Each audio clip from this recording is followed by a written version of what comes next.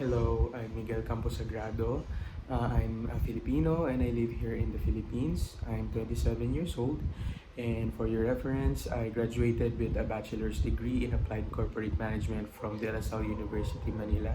So I think my background when it comes to work is really more on business management side. So my first job, I was in a local real estate firm, a real estate brokerage firm where I became the marketing and research officer there in charge of the marketing and research related initiatives of the company.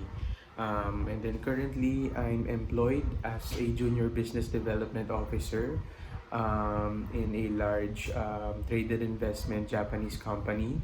Um, so more on business development initiatives. I think you can learn more about my tasks in the resume attached. And then my favorite movie, maybe it's Man of Steel, so Superman.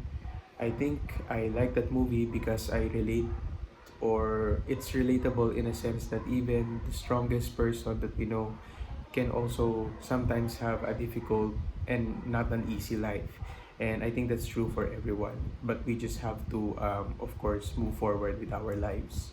My bucket list location, of course, I would like to go to Japan because I've heard so many good things about that country.